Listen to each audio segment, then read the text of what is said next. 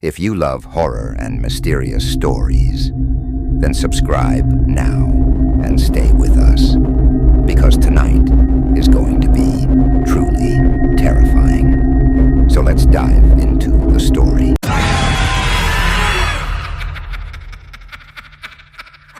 The Dark Truth 7, the embodiment of fear.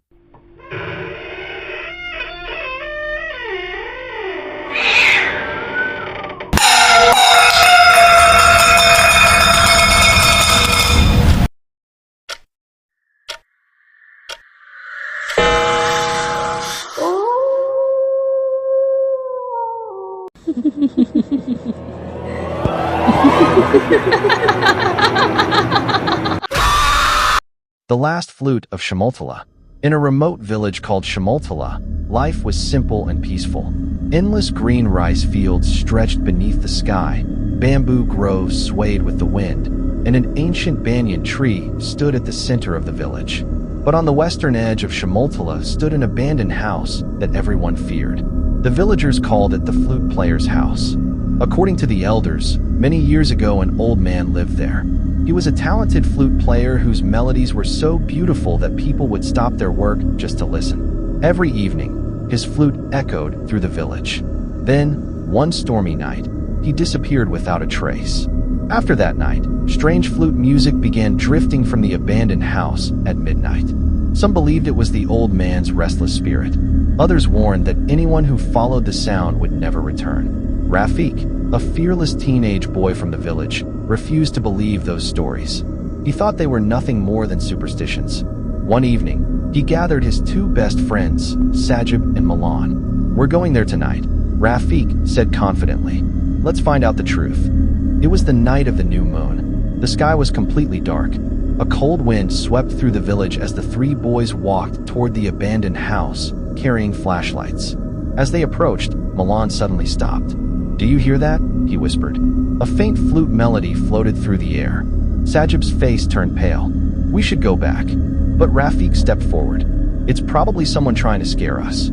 He pushed open the broken wooden door. The house was covered in dust and spider webs. The air smelled damp and rotten. Yet something felt wrong. In the middle of the room stood an old wooden chair, perfectly clean, untouched by dust. Then they heard it. Tap, tap, tap. Footsteps echoed from the upstairs hallway. Sajib grabbed Rafik's arm. "Please, let's leave." Ignoring him, Rafik climbed the creaking staircase. The others reluctantly followed. At the end of the hallway, they found a small room with its doors slightly open. The flute music was louder now. Rafik slowly pushed the door open. The room was empty. No one was there. Only an old flute rested beside the window. Suddenly, bang! The door slammed shut behind them. Their flashlights flickered on and off. The room grew colder. Then a harsh voice echoed through the darkness. "Who has come to hear my final melody?" Milan screamed. Rafik turned his flashlight toward the corner of the room. A shadowy figure stood there. It was an old man dressed in a white traditional cloth and a faded shawl. His hollow eyes glowed faintly in the darkness. He slowly raised a trembling hand. "Return my flute. We didn't take anything," Sajib cried. At that moment, the flute rose from the floor by itself. It floated in the air. The melody changed. It no longer sounded beautiful. It sounded like hundreds of people crying in agony. Terrified, the boys rushed toward the door. But it wouldn't open. The old spirit moved closer. Closer. Closer. Thinking quickly, Rafik grabbed the floating flute and held it out to the ghost. The old man gently took it. He closed his eyes. Once again, a soft and beautiful melody filled the room. The terrifying expression on his face slowly disappeared. In a quiet voice, he said, "For all these years, I only wanted to finish my final song." As the last note faded away, his body dissolved into mist. The door creaked open by itself. The boys ran from the house without looking back. The next morning, they told the villagers everything.